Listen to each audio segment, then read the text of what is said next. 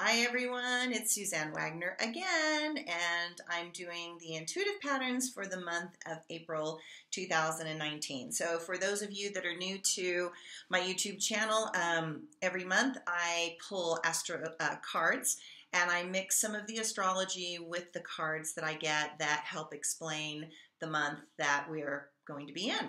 And I usually do these ahead. So I know right now I'm putting this out on the 2nd of April. But I usually do them by the 10th of the previous month. And so these are metaphorical, and I'm going to kind of go into some of the cards and what they mean and how they impact us in the month of April. So this month we have in the Osho Zen Tarot, we have the isolation card, the silence card, and change. The isolation card is like a frozen person in ice. And the tears that are crying from this person that's frozen in the ice are melting the ice. And the silence card is kind of like this still contemplative card where the person is going deep within. And then the change card is sort of like that swirling yin-yang, the masculine and feminine sort of merging together to create change. So this month, in April, we are literally melting ice. Isn't that great? So we're actually literally melting ice. And it's the emotions that are starting to melt the ice. And we're in the time of spring, and so things are thawing. And hopefully our hearts are thawing. And hopefully we're allowing the deeper feelings underneath to allow us to be into the stillness and instead of project what we've been feeling onto others or withdraw and isolate ourselves from what we're feeling and trying to deny it, that our emotions are finally melting that away and allowing that to change. In the medicine cards, I've got Mountain Lion and Squirrel. Mountain Lion is about leadership and power, and Mountain Lion is an interesting animal because it roars. It's got this really strong roar, but it also chirps. I don't know if I live on 32 acres, and we have mountain lions, and I'll never forget hearing a mountain lion chirping, letting out this little yip, which sounds like a bird in the middle of the night, but there's no birds in the middle of the night. So you know that it has to be a mountain lion. It's usually a call for one animal to another animal. And so what are you calling for in the darkness? What are you calling for in this time of your life? Well, you're calling for leadership.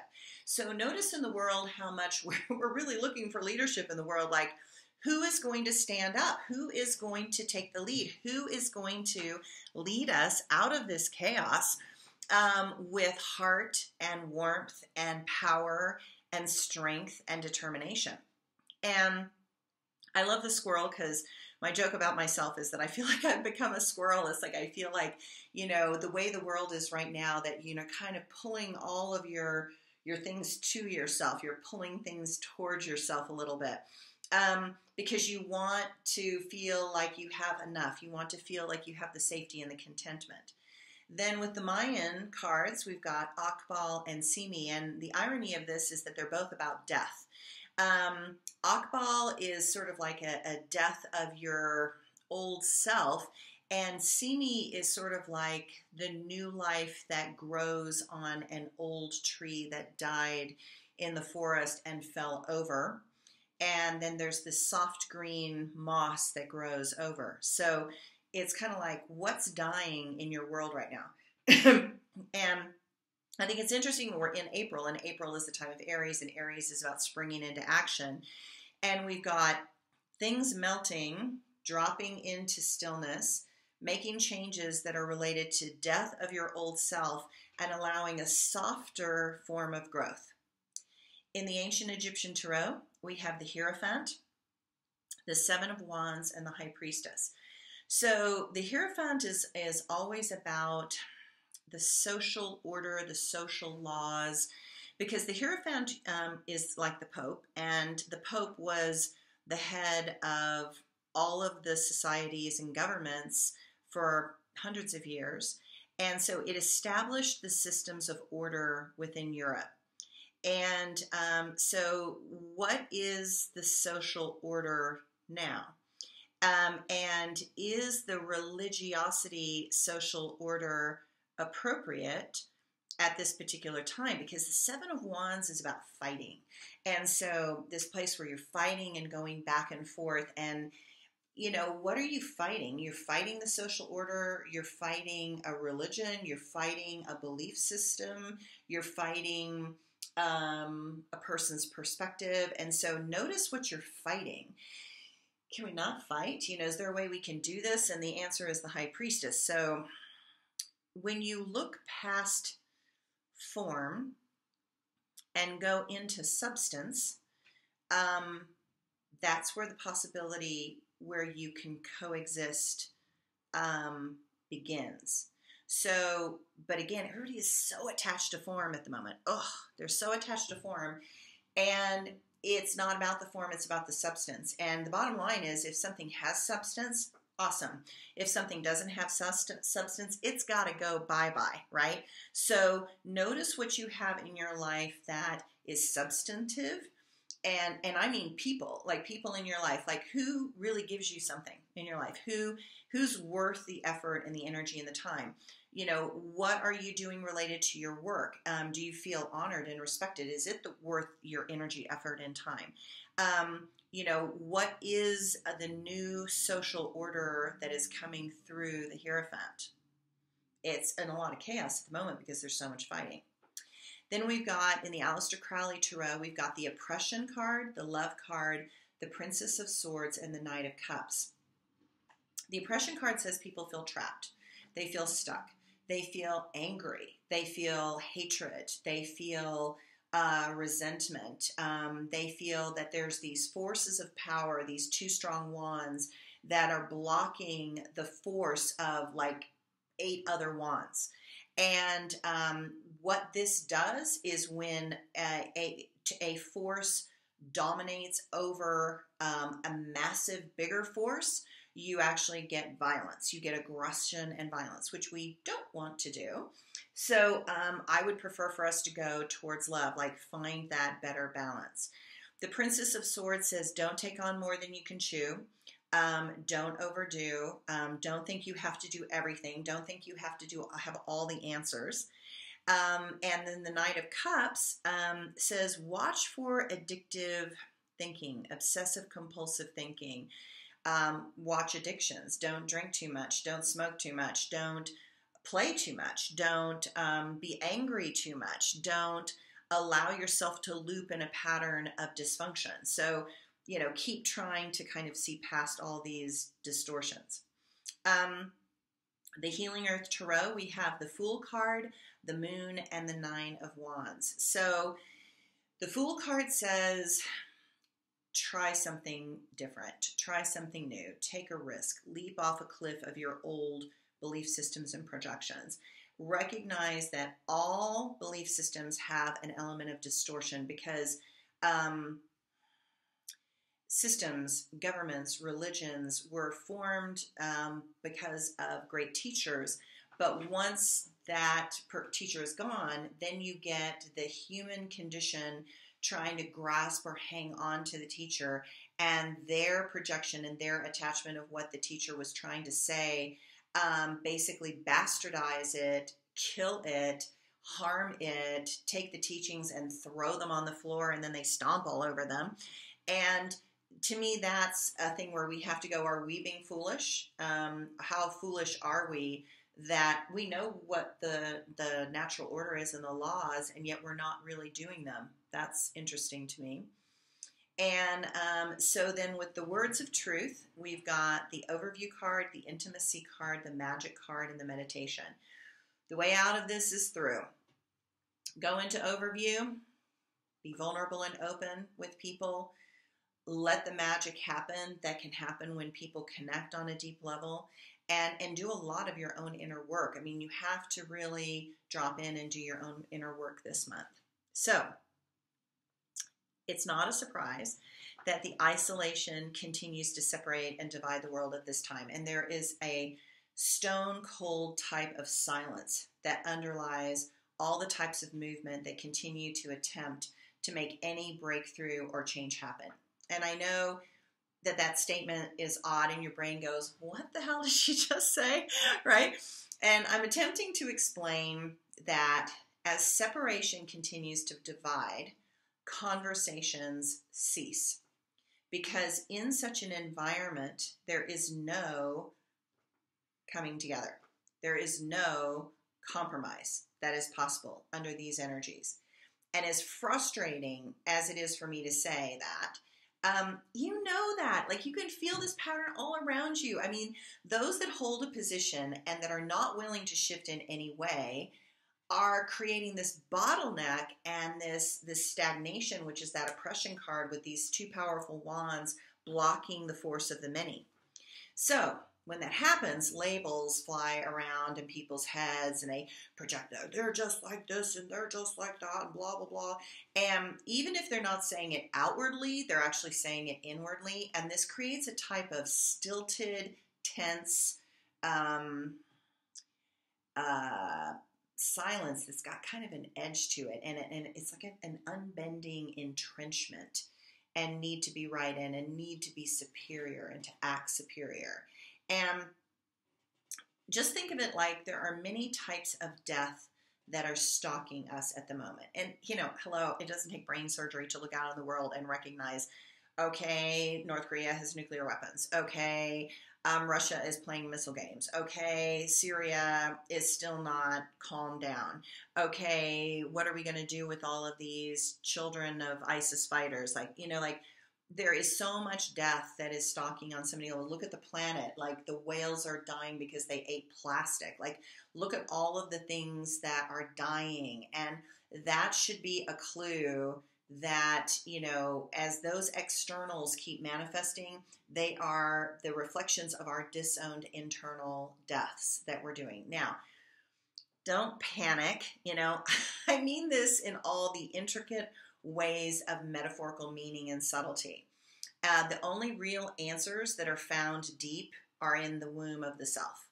And the only doorways that will work are those that bring you into intimate connection with yourself.